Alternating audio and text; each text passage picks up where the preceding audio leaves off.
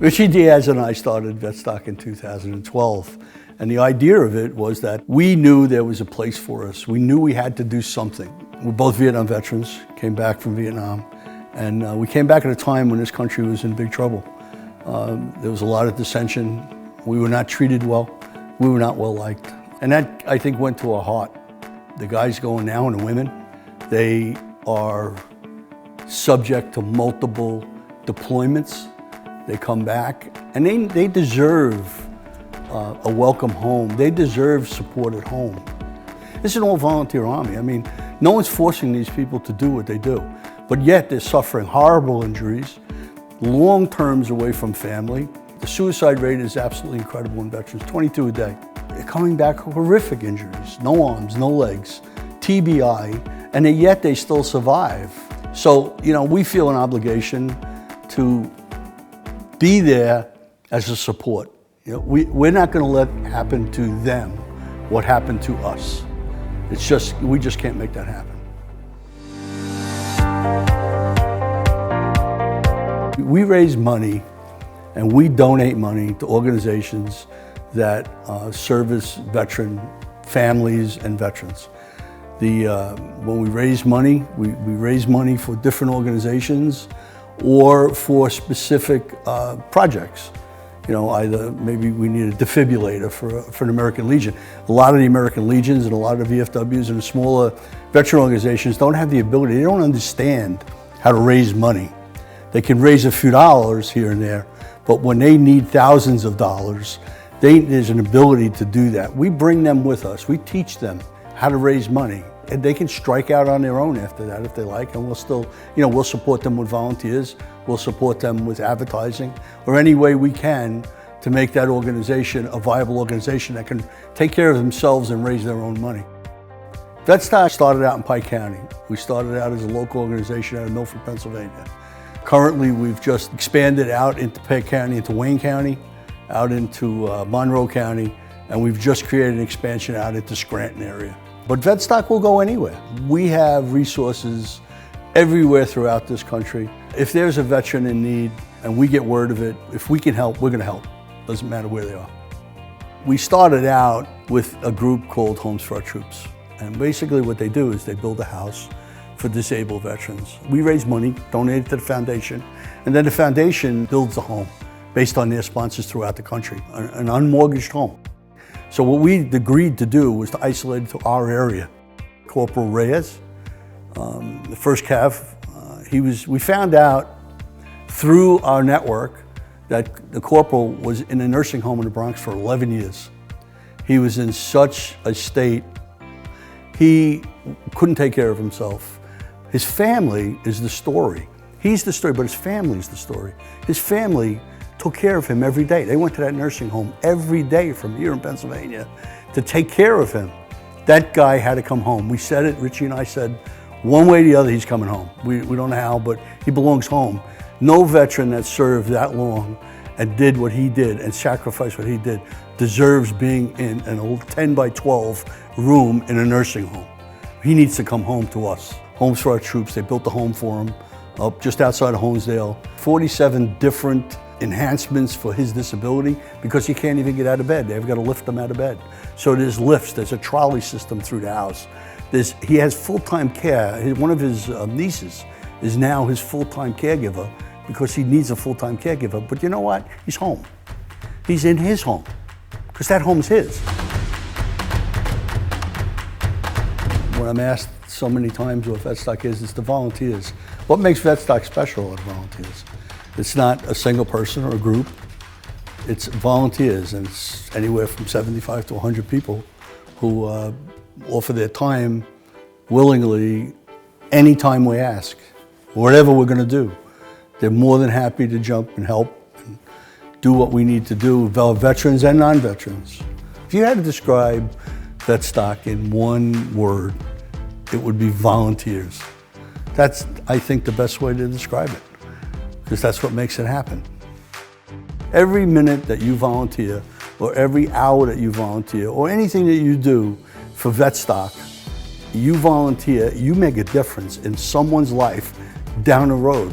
And it's not an organization that's buying tables. It's a direct influence on the care of an individual that needs your help.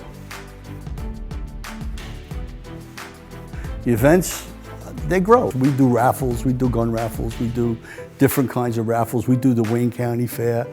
We'll do different types of events, sporting events. Those types of events have grown. We're gonna hone down to a couple, 3 or 4 big events that we're gonna do. Everybody realizes what works now, what doesn't work. A big part of our operation is donations. I mean, we had a gentleman donate a house to us 2 years ago. So that put us on a stable financial foundation. Most organizations that do fundraising, they don't have that. They have a couple $1,000s in the bank, and they try. Everybody's always struggling to do something, but here you've got a solid financial base that you can operate, and you can expand your operations out to different things and bigger things that are going to get you more attention. And that's the key. Get yourself out in the public eye, get the attention, have people. You have to have confidence. People are going to give you money. They have to have confidence in the fact that you're going to deliver what you say you're going to do. Vetstock has taken a life of its own, and that's what's happened to it. It's an entity that's been created as an entity to raise money, but now it's a living, breathing thing. I mean, it's to sit back and watch it as one of the founding members. For me, it is gratifying every time that we go about giving money to someone or making that difference in someone's life. It is a huge gratification on my part, because I know that I'm living up to what I said I was going to do. I will never let happen to another veteran what happened to me, and every time we do that, I'm living up to that vow.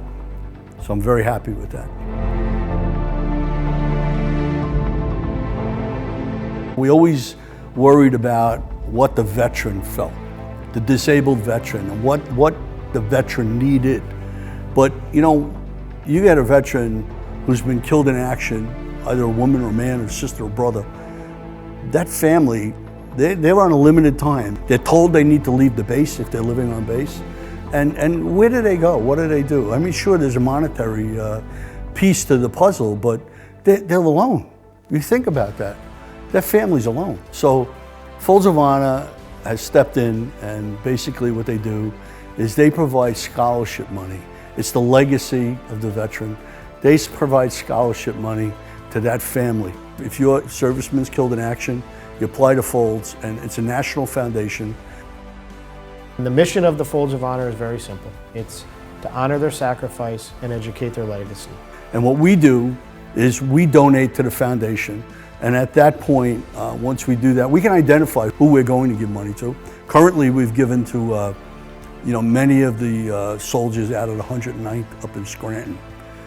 It's exceptionally rewarding to be able to meet the families, and when you sit with them and have an open-hearted conversation about their husband or their wife and who they were and how special they were, and whether they're community involved or they were just a really solid individual. The one question I always get from the families is, why are you doing this? And quite honestly, and it gets emotional at times, is that we want to make sure that you know that our community has never forgotten the sacrifice that your son or daughter has made, but more importantly, that the sacrifice that you're making every day, and that we're here. We remind you of that in some small part that we can say thank you, and that we're still here. We honor your sacrifice, and we don't forget, and we never forget. My name is Mac Adis. I'm the executive director at Camp Freedom. Camp Freedom is an 1,800-acre property, and we specialize in taking care of our disabled vets, our disabled first responders, their families, and Gold Star families. It's a great adventure. It's a great, exciting job to be a part of, because we get to participate in the healing process in so many of our veterans' lives and so many of our first responders' lives, because they all see things that they can't forget.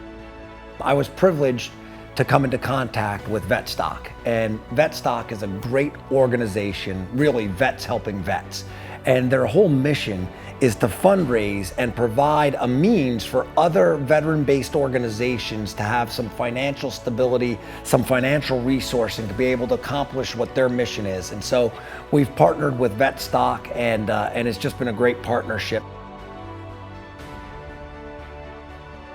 Vetstock has been doing a lot of good, helping out veterans in this local area, in this local community. I personally have a great deal of gratitude to the U.S. military and to our veterans here in America, because my family wouldn't have been here if it wasn't for the U.S. military fighting in the Korean War. We are truly grateful that they liberated Korea and allowed at least half of the nation to be free and to become prosperous and enjoy the fruits of liberty, which we have here in America. And I just want to make sure that everybody knows that America and the American military is appreciated around the world. And you know, this military in this country has done more good than any other country in the history of the world. So for our veterans and for our fighting men, God bless you. Keep on marching.